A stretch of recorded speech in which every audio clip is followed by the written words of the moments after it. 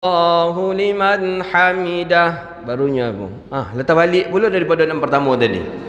Entah dari mana kalau ada pek kitab. Ketika orang bertanya, tak ada ustaz, kita apa buat cemalah. Tak tentu dah ada. Gitulah ni. Jadi beribadah mesti dengan ilmu. Jadi anak-anak yang membawa anak-anak kita sebisa mungkin letak Masjidil Haram bisanya ustaz. Masjidil Haram tu tak ada sudut Mana sudut Masjidil Haram tu? Mana di samping mana?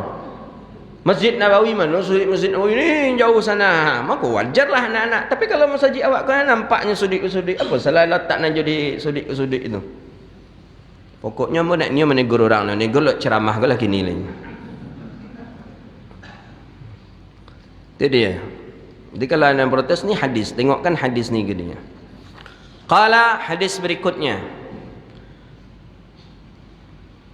An Jabir ibn Abdullah radhiyallahu taala anhu qala, dari Sayyidina Jabir bin Abdullah radhiyallahu taala an.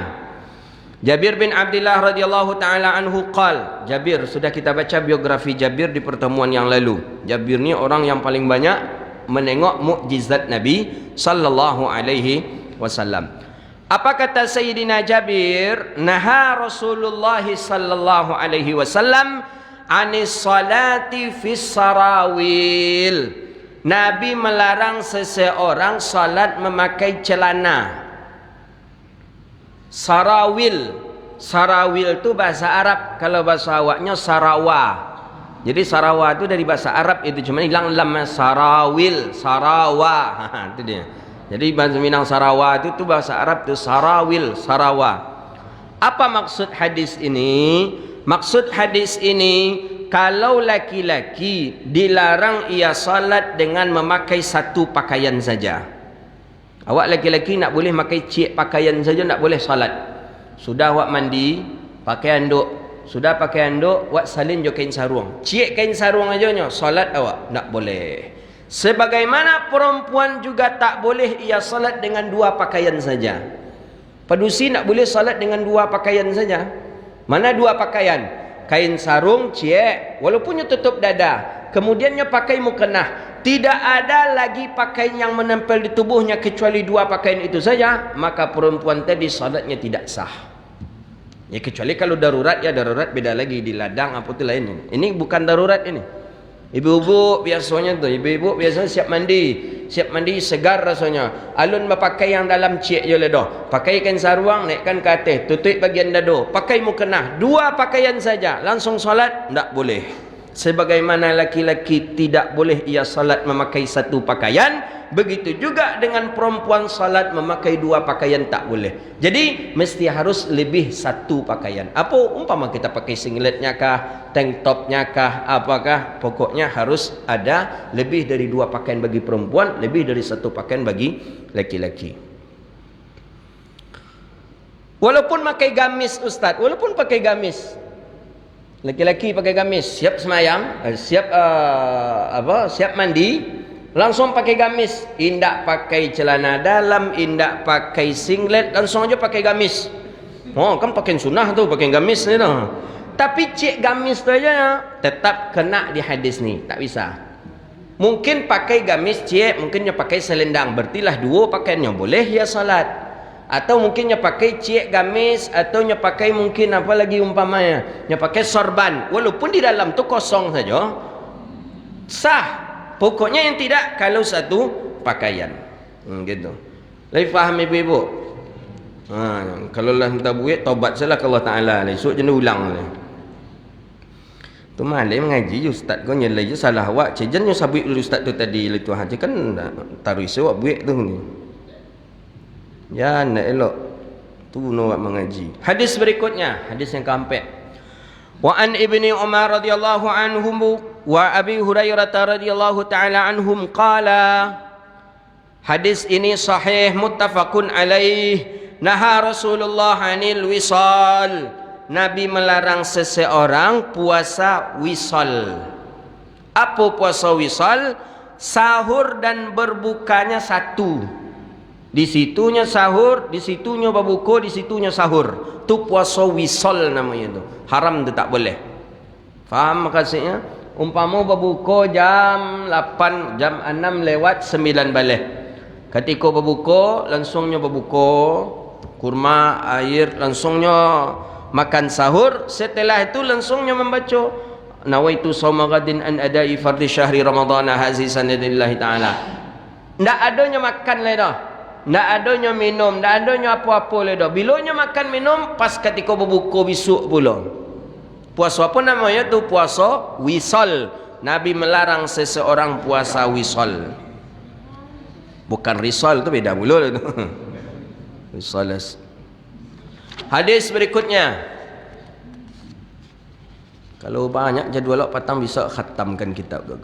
Mantap hadis-hadis di dalamnya. Hadisnya hadis kuat-kuat. Kitab Al-Munhiyat. Qala Rasulullah sallallahu alaihi wasallam an ibni wa an Bashar ibni Madani radhiyallahu ta'ala anhu qala an Abdurrahman ibni Shiblin radhiyallahu anhu. Hadis ini sahih daripada Abdurrahman ibni Shiblin radhiyallahu anhu qala naha Rasulullah an naqratal ghurrab wa iftirash as-sab' wa ayyutina ar-rajulu makana fil masjid kama yutinul ba'ir. Hadis sahih disahihkan oleh Imam Hakim. Apa kata Nabi? Kata Sayyidina Abdurrahman ibni Shiblin radhiyallahu anhu, Rasulullah melarang seseorang salat seperti naqratul ghurrab, patukan daripada burung gagak. Gagak tadi tu sujudnya cepat. Gagak, tengok gagak, kalau gagak makan kancang ke bawah, kancanglah katih balik. Ada, ni biasanya orang Syiah. Saya pernah memperhatikan orang Syiah salat seperti itu. Rukuk dia orang Syiah tadi, Allahu Akbar, sami Allahu liman hamidah, tanpa membaca zikir ketika rukuk. Itu salat orang Syiah. Perhatikan kalau ada orang salat macam tu, Allahu Akbar, sami Allahu liman hamidah, baru saja begini langsung dia i'tidal. Itu ciri-ciri salatnya orang Syiah. Nabi larang. Seperti patokan burung gagak, waftirashis suba, dan duduknya hewan buas. Mana duduknya hewan buas? Menghamparkan tangan ketika dia melaksanakan sujud. Dan Nabi melarang seseorang melazimi satu tempat sebagaimana onta melazimi satu tempat. Jadi nak boleh awak dapat salat di situ taruh aja awak, di situ taruh aja, nampak awak situ je, nampak awak situ je. Unta yang macam itu tu, unta kalau lewat di situnya pasti singgah. Unta, ba'ir, unta kalau lewat di situ pastinya singgah di situ tu, pasti tu. Tiok lewat di situ pastinya singgah di situ kalau sekalinya singgah di situ. Maka apa-apa jangan cenderung unta. Pindah-pindah sekali-sekali. Nan dari situ pindah ke situ, nan dari situ pindah ke situ. Gitu ni. Hadis ni sahih.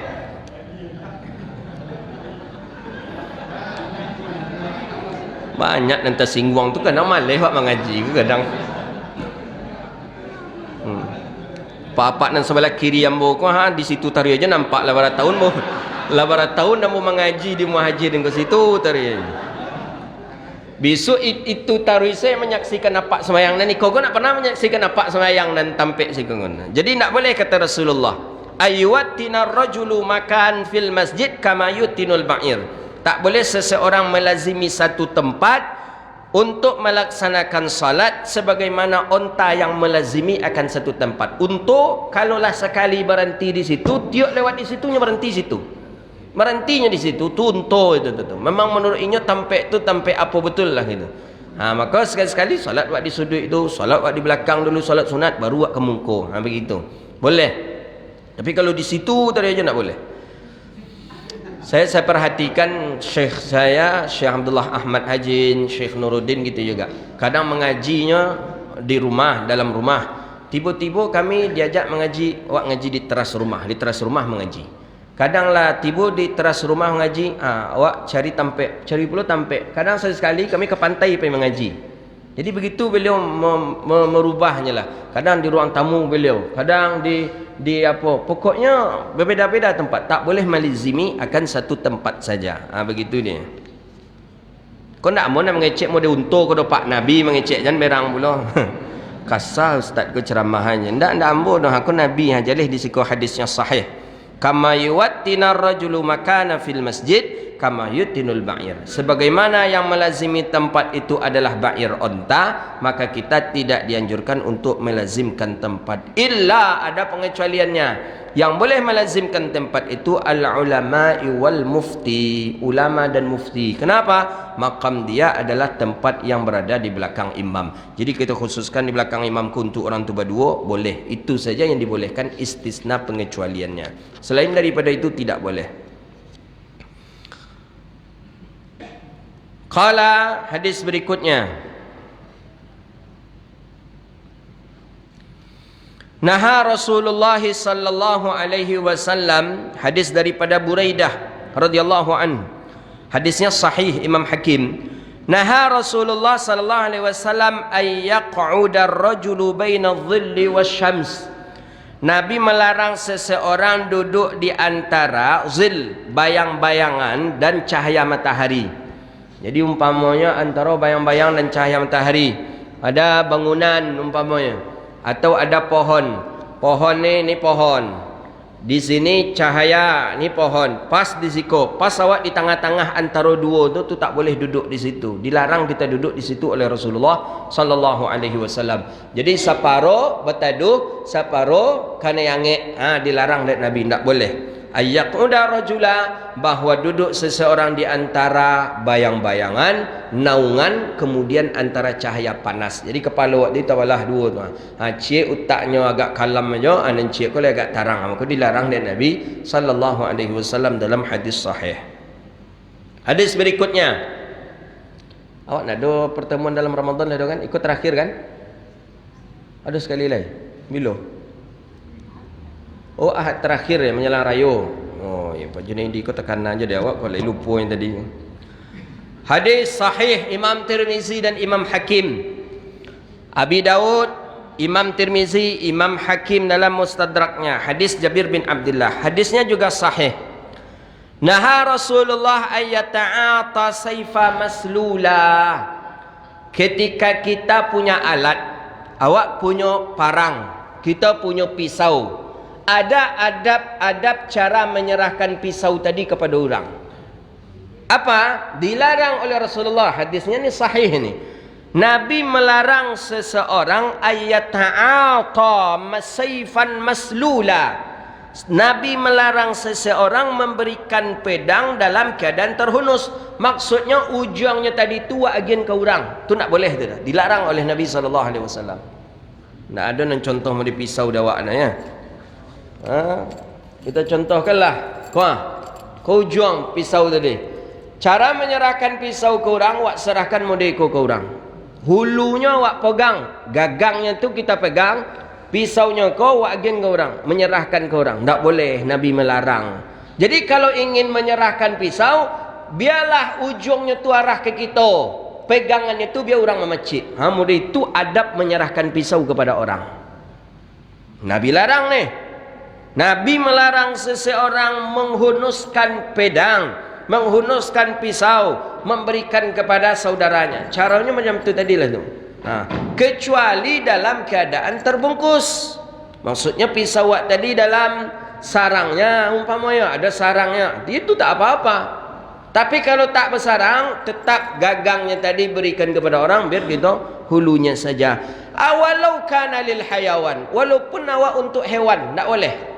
Kayak kucing awak agian, atau kayam, wak kekekuan ujung tu kayam. Awak nak ada ke mendabi ayam tu dah cek mengekekuan aja kayam dah. Tidak dibolehkan. Haram hukumnya itu. Begitu dia. Hadis sahih. Hadis berikutnya. An Ibni Umar radhiyallahu anhuma, daripada Abdullah ibnu Umar radhiyallahu anhuma. Ini sahabat Nabi. Hadisnya juga sahih, Imam Bukhari di dalam sahihnya.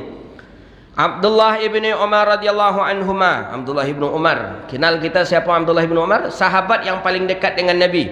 Kata Sayyidah Aisyah, ma ashbahu salatu li Rasulillah, tidak ada yang salatnya mirip dengan salatnya Rasulullah kecuali Abdullah ibnu Umar. Abdullah ibnu Umar tu pas gaya gerak-gerik Rasulullah, cara tagak Nabi, cara usalli Nabi, cara angkat takbir Nabi, itu yang meniru persis betul itu adalah Abdullah ibnu Umar.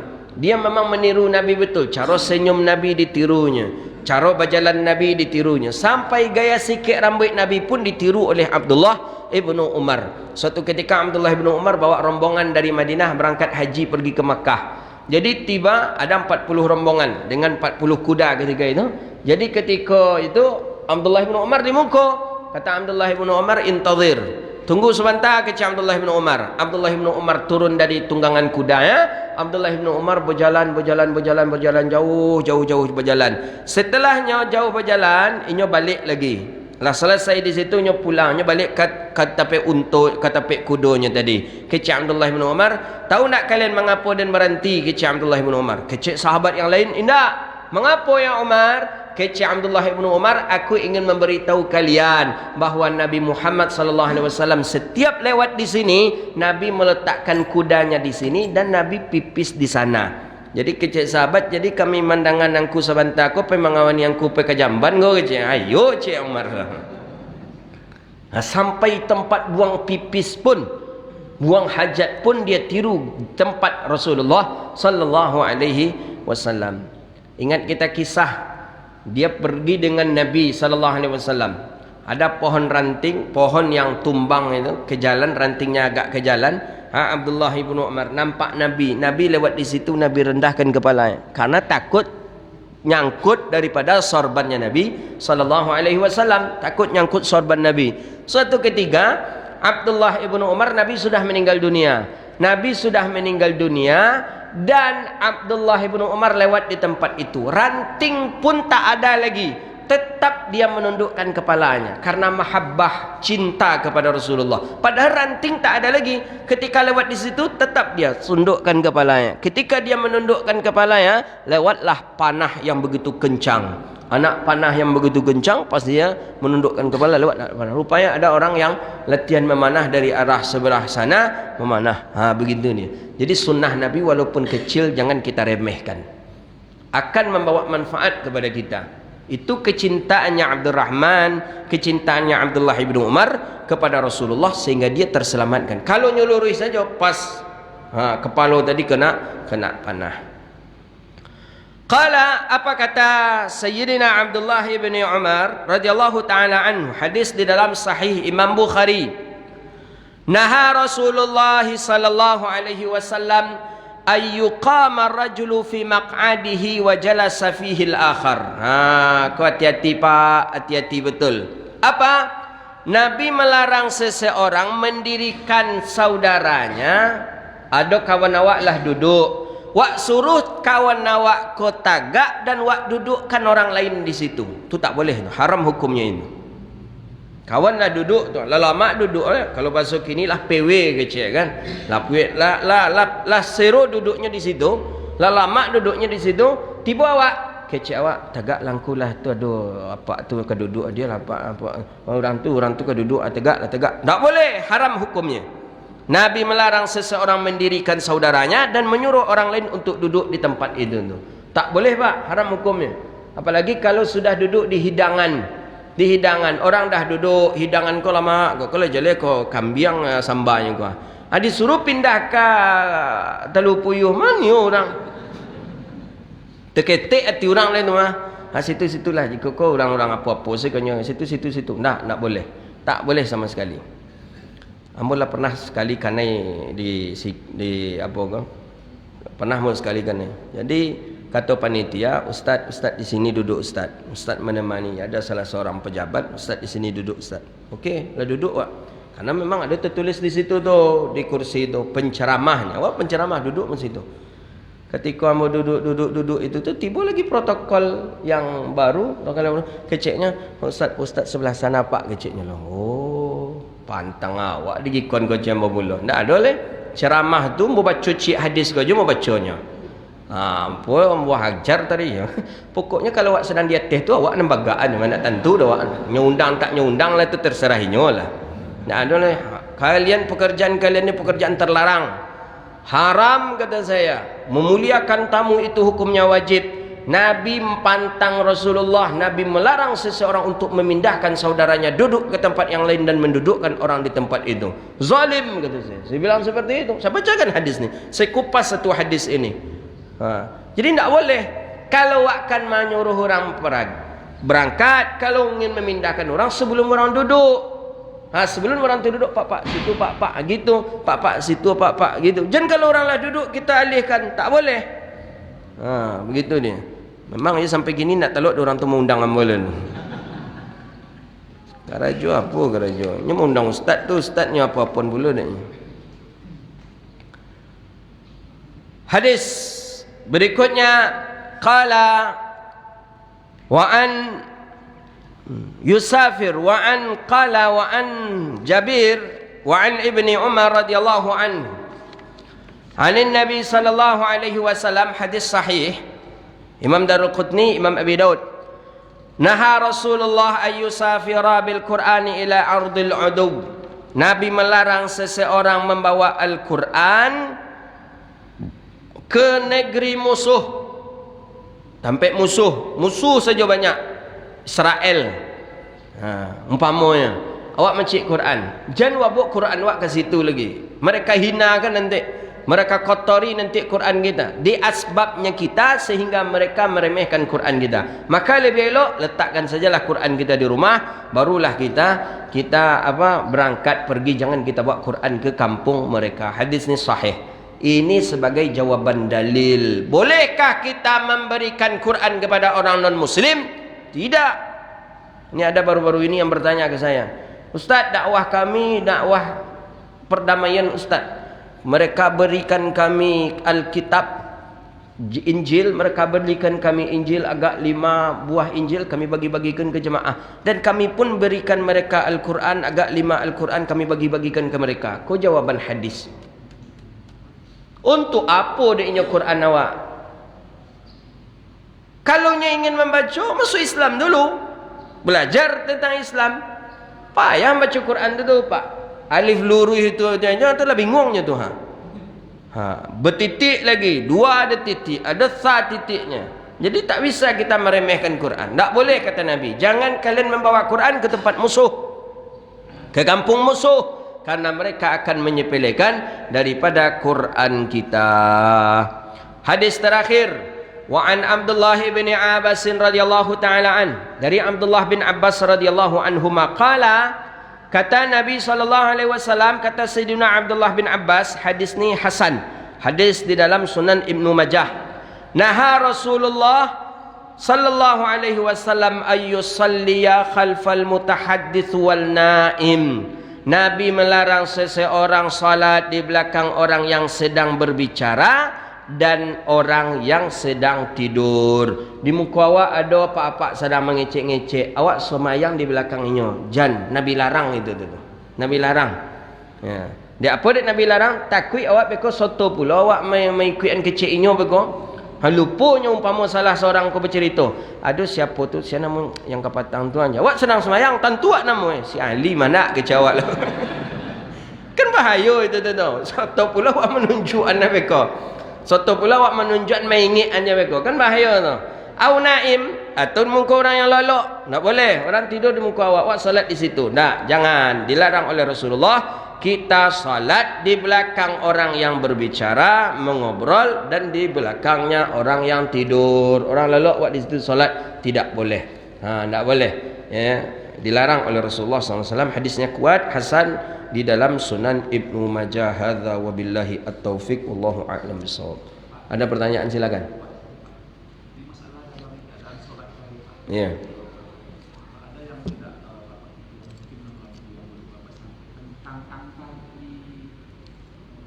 Jarak antara kaki dengan kaki.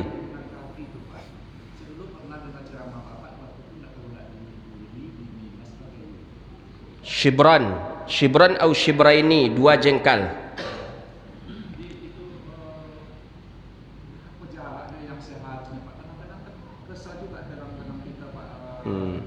Nak kesal je lepak umum menokok kepala, kadang bagainya kaki buat dipijak ada bagai.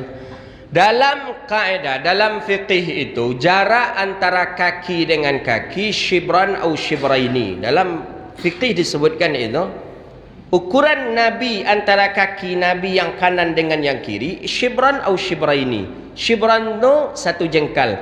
okeylah satu jengkal kita ini kecil, wa ambil 2 jengkal kita dengan 1 jengkalnya orang Arab. Berapalah baru? 2 jengkal. Kita hitung 2 jengkal. Ni baru begini dia.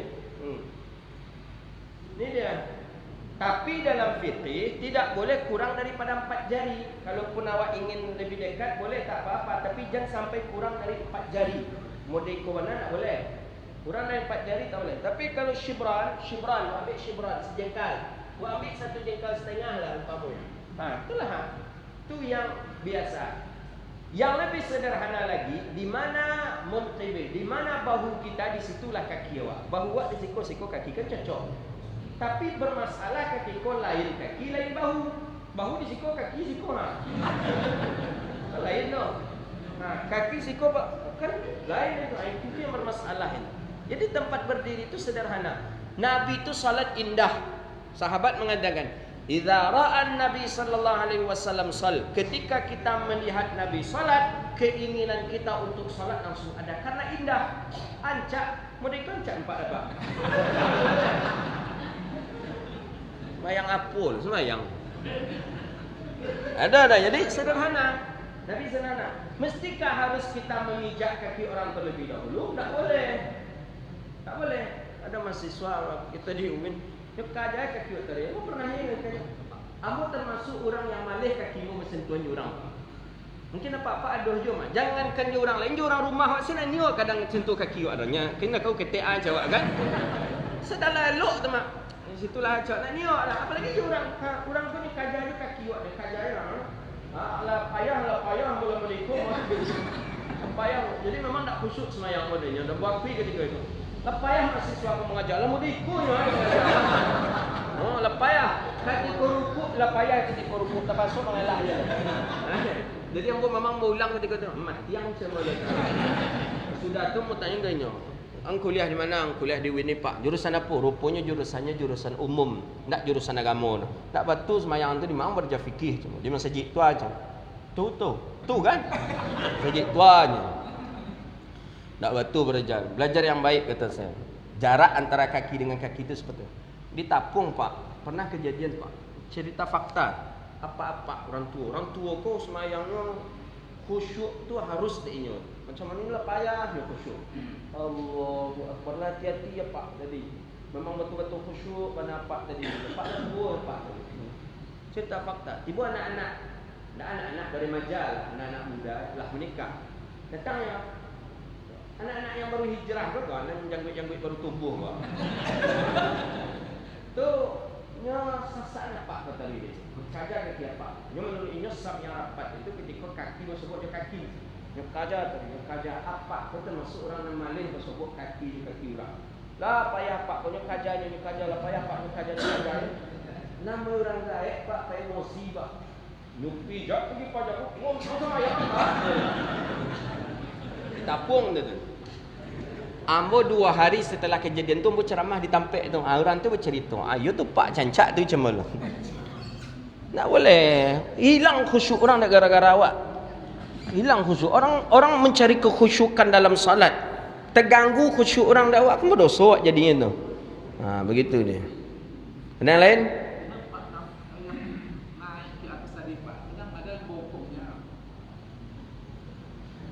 Naik mana? Dari sujud.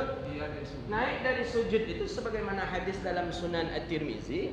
Naik dari sujud ketika kita rukuk, maka dahulukanlah ketika kita sujud, hendak sujud lutut lebih dahulu baru tangan. Itu sunnahnya. Lutut dulu baru tangan, baru kepala, baru hidung. Itu dia. Jangan langsung ketika rukuk tu, ketika sujud langsung kepala aja. Balik dari sujud ke belakang, mana yang lebih dahulu? Lebih dahulu tangan. Jadi lebih dahulu tangan yang angkat. Tangan dulu, Allahu Akbar. Tangan dulu baru lutut. Begitu dia. Adapun hadis tentang menggepal tangan itu hadisnya palsu. Palsu hadisnya. Saya boleh beradu argumen tentang hadis itu. Siapa orang hadis? Saya di satu S23 saya hadis. Saya kaji betul tentang hadis menginginkan tangan ini. Hadisnya hadis palsu. Imam Nawawi menjelaskan. Imam Ibnu Hajar juga menjelaskan dalam At-Tahdzib Disebutkan hadisnya la aslalah. Kal ajin itu bukan seperti ini dia. Hadisnya palsu. Dari dulu nenek-nenek awak, datuk-datuk awak semayang dia pernah ikut bangkit dari rukuk, bangkit dari sujud. Enggak, kini aja ya. Tak ada hadisnya, hadis palsu tu. Hati-hati beramal dengan hadis palsu hukumnya haram. Ancak dan elok-elok salah. Kau tangan ada ke kiblat. Jadi kalau pun ingin dibantu dengan tangan. Mungkin pingganglah sakit apa ini dipampak awak. Ancak boleh ikut aja lah. Allahu Akbarnya. Daripada pakai itu kata dia tu ada hadisnya. Ada hadisnya maudhu'. Saya pernah mentakhrij hadis itu. Palsu hadisnya. Beramal dengan hadis palsu haram Pak. Haram. Tak boleh. Tadi elok salah semayang model. Sallu kama raaitumuni usalli kecik Nabi. Salatlah kamu sebagaimana aku salat. Model apa Nabi salat? Tengok di dalam kitab-kitab hadis. Tengok dalam kitab-kitab fikih. Tengok bagaimana cara ulama salat. Nah, selesai. Tak ada yang aneh-aneh lah. Tak ada yang aneh-aneh. Begitu dia. Dan yang lain? Tak ada dah. Nak mengecek apa dah. Mu nak mengecek takut lah Pak bertanya kamu. Ada yang lain tak? Tak ada. Kalau tak ada buat tutup je. Jadi itulah dia daripada perlu. Solat itu perlu kesempurnaan. Kalau terlampau banyak perkara yang makruh buat di dalam solat, kullu makruhatin fis salah tufawwitu an fadilatiha. Kalau banyak yang makruh dalam solat, tufawwit an fadilatiha. Hilang fadilah solat berjamaah. Capek saja kita solat berjamaah. Begitu dia. Baik, itulah kajian kita. Mudah-mudahan bermanfaat dan Allah berkahi kehidupan kita dunia wal akhirah. Rabbana atina fid dunya hasanah wa fil akhirati hasanah wa qina adzabannar. Allahumma faqihna fid din wa 'allimna at-ta'wil wahdina ila siratikal mustaqim. Rabbana zalamna anfusana wa illam taghfir lana wa tarhamna lanakunanna minal khasirin. Rabbana atina fid dunya hasanah wa fil akhirati hasanah wa qina adzabannar. Wa sallallahu ala nabiyyina Muhammadin wa ala alihi wa sahbihi ajma'in. Walhamdulillahi rabbil alamin. Assalamualaikum warahmatullahi wabarakatuh.